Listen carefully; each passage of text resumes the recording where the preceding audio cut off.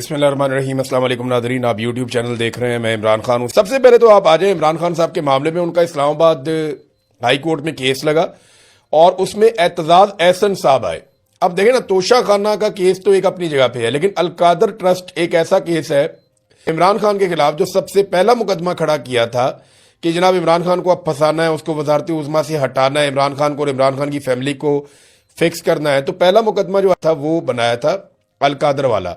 तो ये केस हमें पहले दिन से आइडिया था कि रद्दी की टोकरी में जाएगा और वही इसकी हालत है बेचारे केस की। अब सूरत ये है कि 10वीं मरतबा ये केस लगा है इस्लामाबाद हाई कोर्ट में और 10वीं मरतबा नैब मैदान छोड़ के भाग गया। देखें, जज भी अपने हैं, केस भी अपना है, सबसे पुराना केस है, लेकिन फिर भी इस केस के सामने खड़े नहीं हो पा रहे। पाकिस्तान के मीडिया के अंदर बहुत सारे टाउटों ने गले फाड़ फाड़ के कहा कि जनाब ये करप्शन होगी, वो करप्शन होगी। मेरे ख्याल में नैब के प्रोसिक्यूटर्स को हटाकर इन टाउटों को लाकर अदालत में खड़ा किया जाए और कहा जाए कि साबित करो इमरान खान के खिलाफ ये केस ठीक है। ये नहीं वकील आगे आगे लग के भाग रहे हैं, महंगे तरीन वकील हैं, प्रोसिक्यूटर्स हैं, वो केस लड़ ही नहीं पा रहे। वो कह रहे हैं जी हमसे नहीं लड़ा जा रहा। वो हर मरतबा कोई नया बहाना कर देते हैं, उन्हें जुर्माने हो जाते हैं, फिर जुर्माना हो गया। अब इमरान खान के खिलाफ जो है 190 मिलियन पाउंड का केस और ट्रायल कोर्ट का फैसला इस कदर कमजोर है कि सजा सुनाने के 14 माह बाद भी नैब जो अपने मुंतखब जजेज हैं, अपनी मर्जी के जजेज हैं, उनके सामने भी अपने मुकदमे का दिफा नहीं कर पा रहा। एतजाज एहसन साहब नादरीन आए, इमरान खान साहब के पुराने दोस्त हैं और बीमारी के बावजूद आए। उन्हें बीमारी है, उनका अपने जिस्म पे पूरा कंट्रोल नहीं रहता, उन्हें बोलने में भी दिक्कत रहती है। बहुत बुजुर्ग आदमी है, 80 साल के करीब उनकी उम्र है। तो एतजाज एहसन साहब आए। अब ऐसे शानदार आदमी, अदलिया के ऊपर इनका बड़ा एहसान भी है, इन्होंने अदलिया बहाली की तहरीक भी चलाई थी। तो एतजाज एहसन साहब आए इमरान खान साहब के लिए और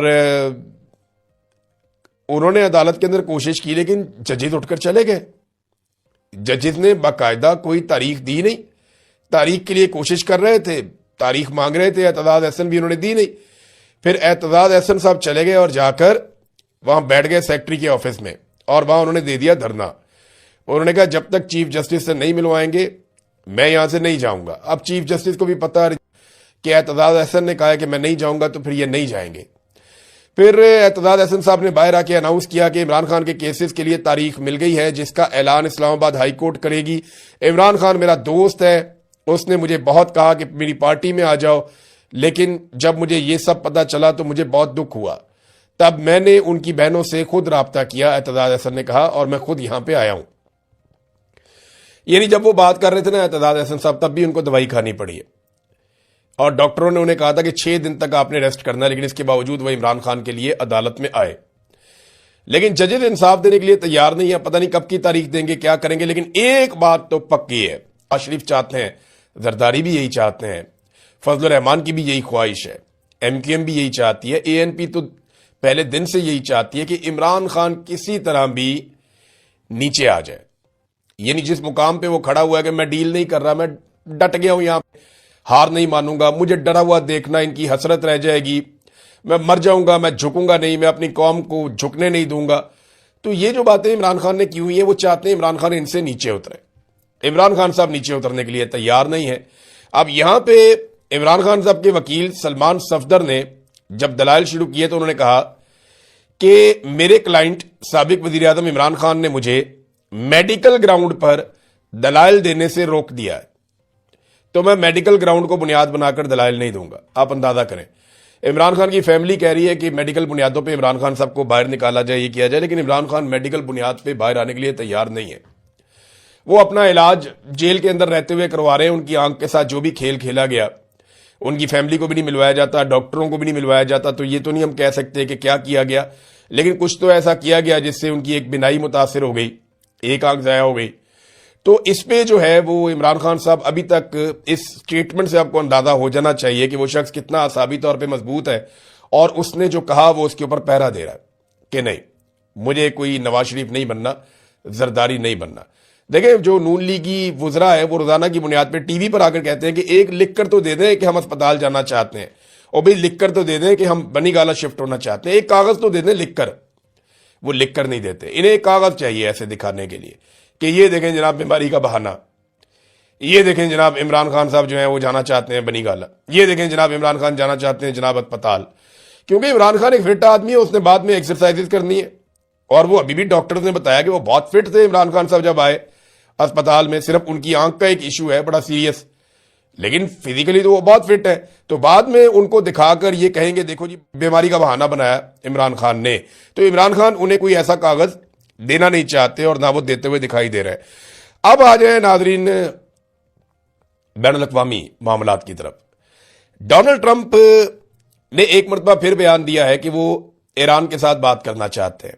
بیان ایگزیکٹلی کیا ہے میں آپ کو بتاتا ہوں۔ وہ یہ کہہ رہے ہیں یہ ممکن ہے کہ میں ایران سے بات کر لوں، ڈونلڈ ٹرمپ، یعنی ایک دن ڈونلڈ ٹرمپ کا سٹیٹمنٹ ہوتا ہے کہ میں ایران سے بات کرنا چاہتا ہوں، میری ایران سے بات کروائی جائے، میں جنگ بند کرنا چاہتا ہوں، اگلے دن سٹیٹمنٹ ہوتا ہے نہیں ایران نے بہت دیر کر دی ہے۔ پھر ایک دن سٹیٹمنٹ ہوتا ہے کہ جناب ہمیں جہاز ڈبونے کا مزہ آ رہا ہے، ہم بحری جہازوں کو سمندر کے اندر ڈبو رہے ہیں، بڑا فن ہو رہا ہے اس میں۔ اگلے دن ہوتا ہے نہیں ہمیں ہر حال میں جو ہے وہ معاملہ جو ہے وہ حل کی طرف لے کر جانا، میں بات کرنے کے لیے تیار ہوں۔ یہ ہو کیا رہا ہے؟ دیکھیں اسرائیل سے بھی ایسی آوازیں آ رہی ہیں۔ مسئلہ یہ ہے کہ امریکہ اور اسرائیل تھکنے لگے ہیں، انہوں نے خود کو ایک ایسی لڑائی میں پھنسا دیا ہے جس کا انہیں بالکل اندازہ نہیں تھا۔ امریکی تھنک ٹینکس یہ بتا رہے ہیں کہ امریکن اندازے اور تخمینے غلط ثابت ہوئے کہ ایران کتنی جلدی ڈھیر ہو جائے گا، بلکہ ایران نے حیران کن حد تک ریزیلینس شو کر دی ہے اور اب صورتحال ایران کے کنٹرول میں ہے۔ انہوں نے لڑائی شروع تو کر دی، لیکن اب یہ کمبل کو چھوڑتے ہیں اور کمبل انہیں نہیں چھوڑتا، یہ صورتحال پیدا ہو چکی ہے۔ دوسری جانب جو عراقچی ہیں وزیر خارجہ ایران کے، انہوں نے کیٹیگوریکلی کہا کہ کوئی امکان نہیں ہے کہ امریکہ کے ساتھ ہم بات چیت کریں۔ اس کی وجہ وہ یہ بتاتے ہیں کہ امریکہ نے ہمیں دھوکہ دیا ہے، ہمارے ساتھ امریکہ کی بات چیت جاری تھی، ہم سے وعدہ کیا گیا کہ امریکہ حملہ نہیں کرے گا، مگر اس کے باوجود حملہ کر دیا گیا، تو امریکہ قابل بھروسہ رہا نہیں۔ دیکھیں ہونی تو بات چیت ہے، اور بات چیت کے ذریعے مسئلے کا حل نکلے گا اینڈ میں، تو وہ بات چیت کون کرے گا؟ اب ایران امریکہ کے ساتھ تو بات چیت کرتا نہیں، یعنی امریکہ نے اپنی وہ وقت اور حیثیت کھو دی ہے جو اس کی تھی۔ اب امریکہ بات کس سے کرے گا؟ رشیا سے، چائنا سے، ترکی سے، پاکستان سے بات کر سکتا ہے۔ پاکستان امریکی نمائندے کے طور پہ ایران سے بات چیت کر سکتا ہے۔ وہ کیسے؟ شہباز شریف صاحب کو ایک دن پہلے اجازت دی گئی اور انہوں نے سب سے پہلے جو ہے وہ نئے سپریم لیڈر کو مبارکباد دی۔ نئے سپریم لیڈر کے بارے میں اطلاعات ہیں کہ وہ زخمی ہیں، لیکن وہ محفوظ ہیں اور کوئی زیادہ بڑا مسئلہ نہیں ہے، لیکن ان کے بارے میں یہ اطلاعات ایران میں سے آ رہی ہیں کہ وہ زخمی ہیں۔ اب شہباز شریف نے پہلے نئے سپریم لیڈر کو مبارکباد دی اور پھر ایرانی صدر سے آج بات بھی کی ہے۔ ایرانی صدر سے شہباز شریف نے جو بات کی وہ زیادہ ڈیٹیل میں تو رپورٹ نہیں ہوئی، لیکن انہوں نے کہا جی کہ ایران کا خطے کے دیگر ممالک کے ساتھ کسی تنازع میں پڑنے کا کوئی ارادہ نہیں ہے۔ عالمی برادری جنگ کے ذمہ داروں پر توجہ نہیں دیتی تو عالمی نظام اور سیکیورٹی کو سنگین خطرات ہو سکتے ہیں۔ ایران کا خطے کے دیگر ممالک کے ساتھ کسی تنازع میں پڑنے کا کوئی ارادہ نہیں ہے۔ تو یہ جناب بات چیت ہوئی۔ شہباز شریف نے کیا کہا یہ ہمارے سامنے نہیں آیا، لیکن شہباز شریف نے یہی کہا ہوگا کہ سعودی عرب ہماری مجبوری ہے، ہمارا ان کے ساتھ معاہدہ ہے، تو آپ سعودی عرب کو نہ ماریں، آپ ان کے ساتھ نہ لڑیں۔ پاکستان بڑی عجیب سچویشن میں پھنس گیا ہے، ان کے اوپر سعودی عرب کا بھی دباؤ ہے، ایران سے نہ لڑنے کے لیے پاکستان کے اندر سے بھی دباؤ ہے، ڈونلڈ ٹرمپ کی جانب سے بھی اب ایک حکم نامہ ایسا لگتا ہے کہ آ گیا ہے کہ اب یہ رابطے کر رہے ہیں ایرانی قیادت سے، تاکہ کل کو امریکن بہاف کے اوپر یہ ایران کے ساتھ مذاکرات یا بات چیت کر سکیں۔ وہ اپنے کچھ گڈ کاپ بھی رکھتے ہیں، بیڈ کاپ گڈ کاپ کھیلتے ہیں نا، تو وہ یہی طریقہ ہے کہ پاکستان ایک ایسا وفادار ملک ہے، یا پاکستانی جو سیاسی قیادت ہے یا وہ اتنی اچھی وفادار ہے ڈونلڈ ٹرمپ کی، ڈونلڈ ٹرمپ کو یہ لگتا ہے کہ اگر یہ ایران کے ساتھ رابطے میں رہیں گے تو ہمارا ایک راستہ کھلا رہے گا۔ بہرحال عراقچی نے تو منع کر دیا کہ مذاکرات کا امکان نہیں ہے۔ ناظرین اسرائیل کی اب حالت میں آپ کو بتاتا ہوں۔ اسرائیل کی حالت یہ ہے، آپ کو اس ٹویٹ میں نظر آ جائے گی، پہلی مرتبہ اسرائیلی فورن منسٹری انہوں نے ایک ٹویٹ کیا ہے اور اس میں یہ لکھتے ہیں The Iranian regime is firing cluster bombs at Israeli civilians. Their deliberate and repeated use against civilians shows that the Iranian terror regime is seeking to maximize civilian deaths and harm.